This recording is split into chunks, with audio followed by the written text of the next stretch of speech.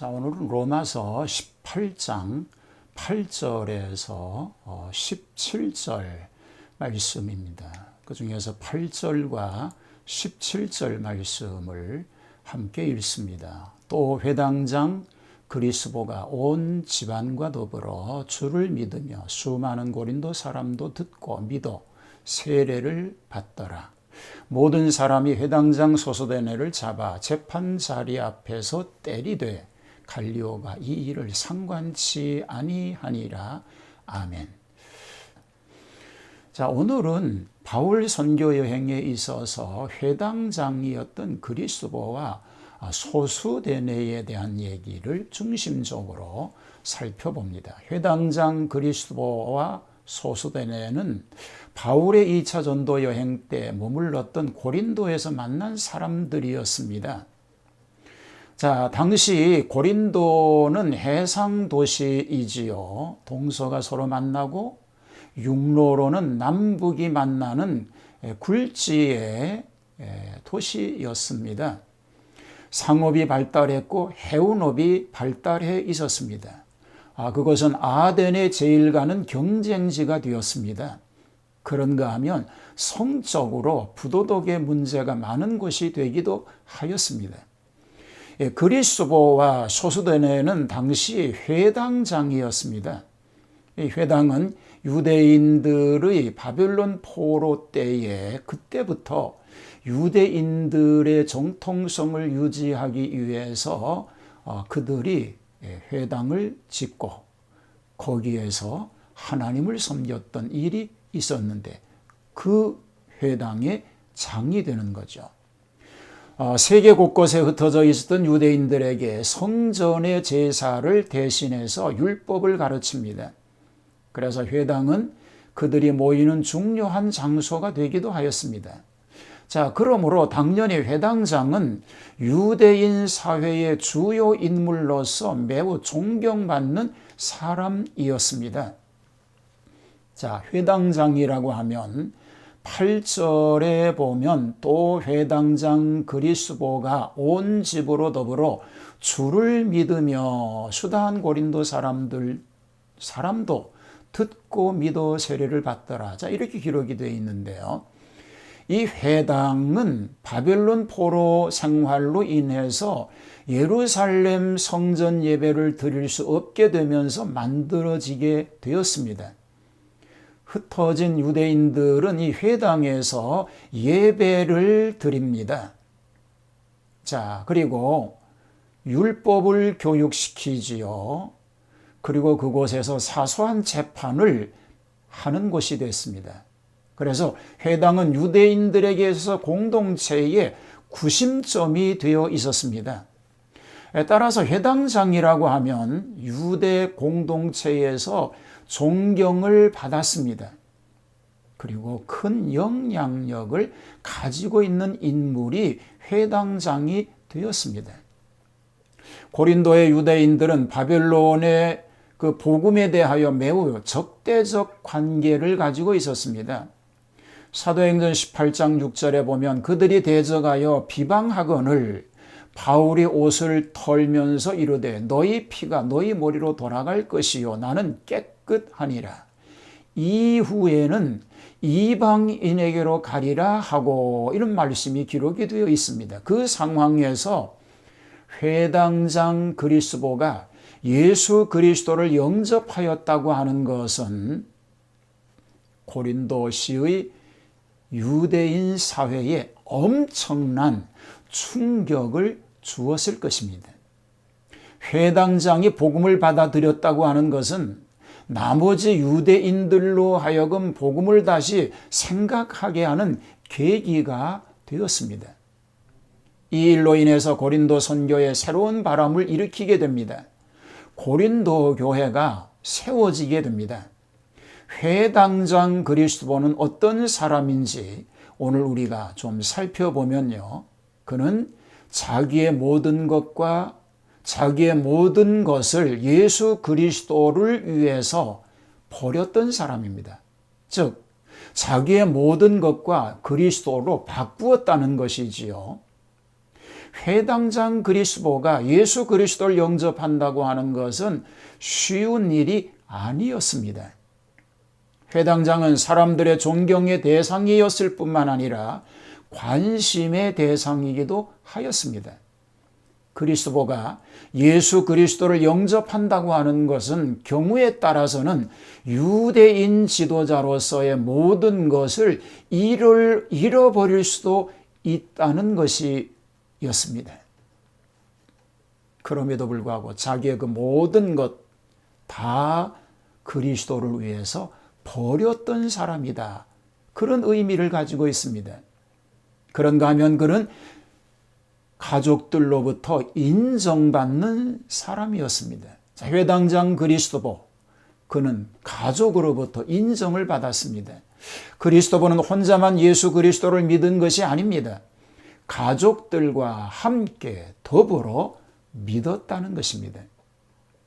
이것은 그리스도가 가정에서 큰 영향력을 끼쳤기 때문에 가능한 일이었습니다.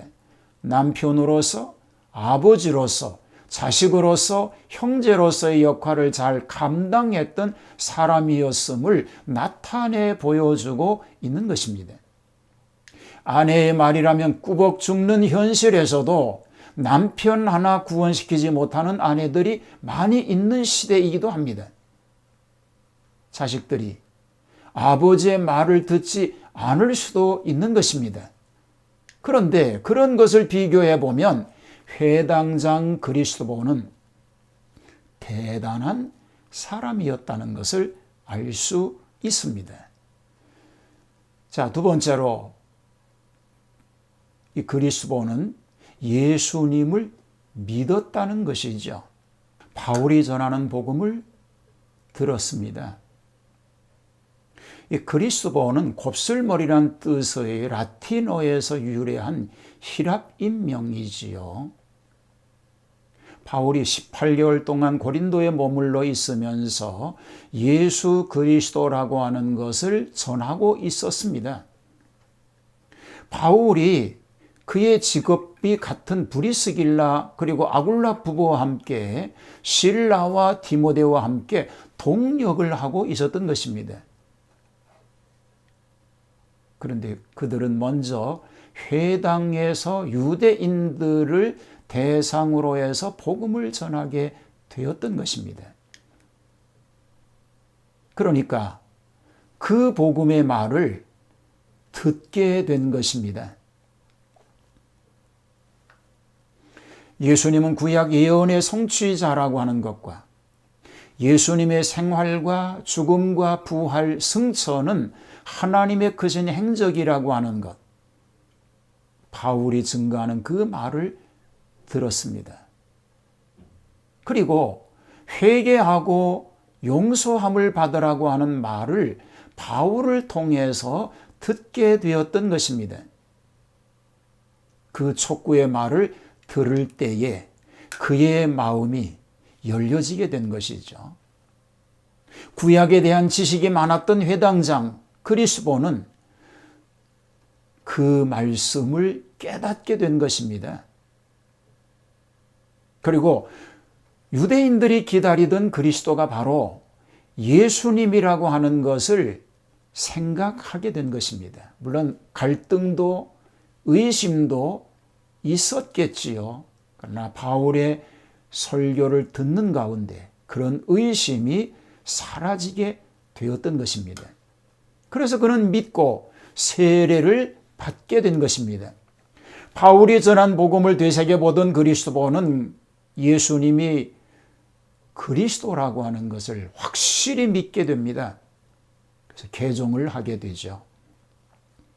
동족 유대인들의 해방과 대적이 심했던 디도, 유스도의 집으로 옮겨가면서 선교했던 바울은 기쁨에 넘쳐서 그의 손으로 직접 그리스도에게 세례를 베풀게 된 것입니다.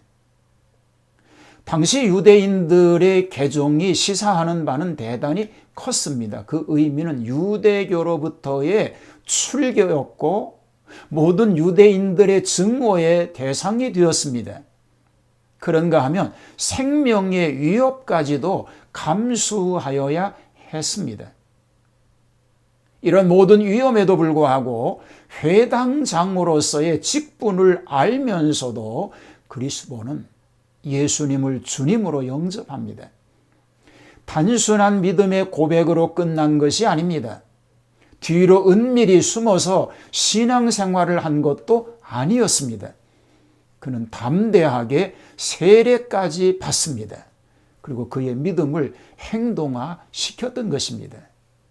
만인 앞에서 그는 행동으로서 예수 그리스도가 구세주라고 하는 것을 선포하였던 사람입니다.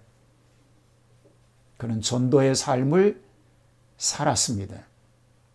새롭게 결단했던 그리스도는 가만히 앉아있지 않았습니다. 그는 마음속에 타오르는 확신과 열정은 그로 하여금 복음의 소식을 전하게 하였습니다. 먼저 그의 가정에게 이 기쁜 소식을 전하여 온 집이 예수님을 믿게 되었습니다. 그에게 복음을 전하여 준 바울처럼 그리스도의 주를 위한 충성은 계속되었던 것입니다. 구약에서 예언된 예수 그리스도를 열심히 가르칩니다. 율법의 완성인 예수님은 다윗의 혈통에 따라 나셨다는 것을 가르칩니다. 성경에 계시된 그분이라고 외치게 됩니다. 그의 생생한 가르침은 고린도에까지 퍼져나가게 됩니다. 고린도에서 이 복음의 역사가 퍼져나가게 되는 것이죠. 많은 사람들이 그의 목소리에 귀를 기울이게 되었던 것입니다. 영향력이 있던 회당장의 진실된 메시지와 지식을 겸비한 그의 진리 선포는 많은 고린도인들의 마음을 뚫었습니다. 그리스도인에게로, 이방인들이 그리스도에게로 또 복음의 빛이 비추어지게 되는 놀라운 역할을 하게 된 것입니다. 많은 사람들이 듣고 믿어 세례를 받게 되었습니다. 이 그리스도는 참으로 귀한 것이 무엇인 줄을 알았고 안 것을 기쁨으로 전파하면서 살았던 사람이었습니다. 자, 세 번째로 이번에는 소수대네에 대한 얘기를 하겠습니다. 박해를 받은 사람으로 성경에 소개가 됩니다. 그는 복음을 위해서 핍박을 받습니다. 고린도에서 바울의 전도에 대한 끈질긴 회방은 갈리오와 아가야의 그 총독으로 부임하게 된 직후에 절정에 이릅니다.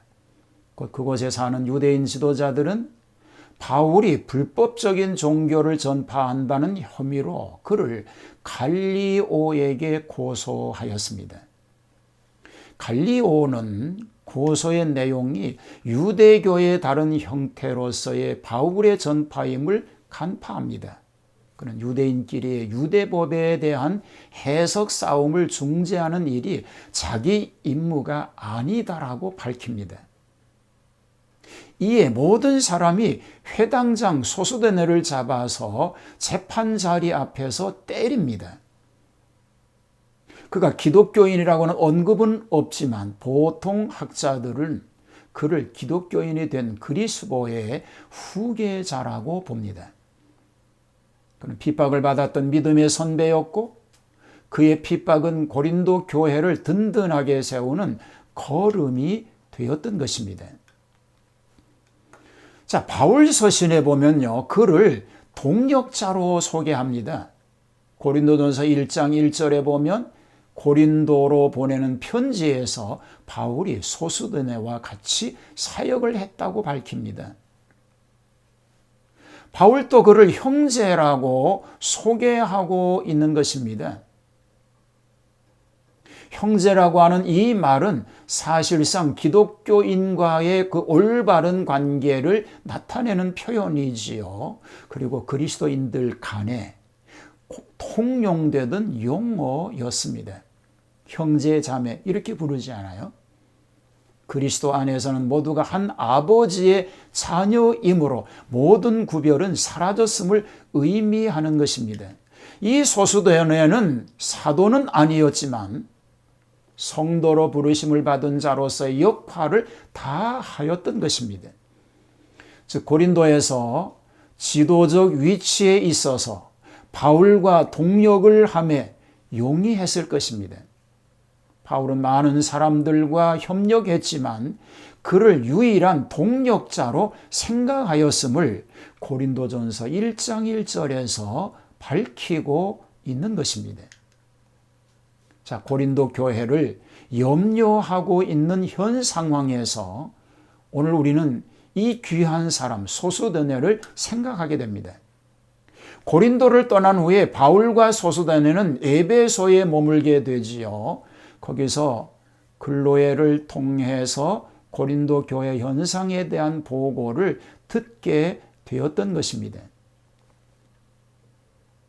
교회 안에 파별의 문제가 있다는 것을 알았습니다. 서로 간에 의견이 대립되고 그리고 성적인 방종과 타락의 소식은 두 사역자의 마음을 무겁게 하였습니다.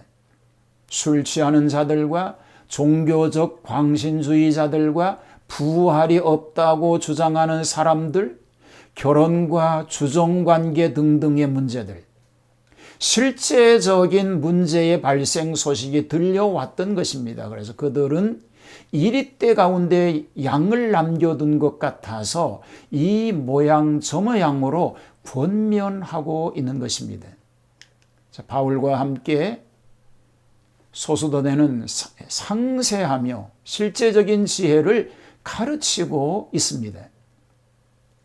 그가 매를 맺으면서 전도하여 세웠던 하나님의 교회가 위기에 닥쳐 있으므로 그의 염려함과 소망함은 간절하였던 것입니다. 마치 우는 사자처럼 달려드는 적의 세력에 대항해서 그는 때로는 사랑으로 때로는 훈계로 교회를 권면하였던 것입니다. 자, 예수님을 믿는다는 것은 때로는 죽음의 위협을 맞이할 수도 있다고 하는 것을 항상 기억해야 합니다. 그러나 그 위기는 하나리 썩어지는 미랄이 되어서 결국은 하나님의 교회의 뿌리가 된다는 것을 안다고 한다면 우리는 더 큰 용기를 얻을 수 있게 될 것입니다. 역사적으로 볼 때에 기독교는 박해 속의 성장을 거듭해 왔습니다. 평화로운 시기가 오면 부패하고 타락하였던 것입니다. 그래서 고난이 오면 올수록 신앙인은 더욱 무장하여야 합니다. 항상 주를 배우며 알며 잘하기를 힘써야 하는 것입니다. 그것이 결국은 하나님의 일에 동참하게 되는 귀한 기회가 되기 때문인 것입니다. 동력하게 될 때 끝까지 책임을 지는 성도가 되어야 할 것입니다. 누군가는 하겠지 하는 안일한 마음을 버려야 합니다. 끝까지 내가 맡은 직분에서 최선을 다하는 삶을 살아야 하겠습니다. 어떤 위치에 있든지 어떤 상황 속에서도 하나님이 우리에게 맡겨주신 현재적 위치에서 직임을 잘 감당하는, 그래서 바울에게 있어서 그리스도와 소수대는 동력하였던 인물로 소개하고 있었던 것처럼 주님이 하시는 일의 동력자로 하나님 영광을 위해서 귀중하게 쓰여지는 그런 놀라운 은혜의 삶을 다 살아갈 수 있게 되기를 주님의 이름으로 축복합니다. 아버지 하나님, 우리의 삶 속에 우리에게 맡겨주신 직임을 현재 처하여 있는 자리에서 잘 감당함으로 하나님께만 영광이 되게 하여 주시옵소서. 예수님 이름으로 기도하옵나이다. 아멘.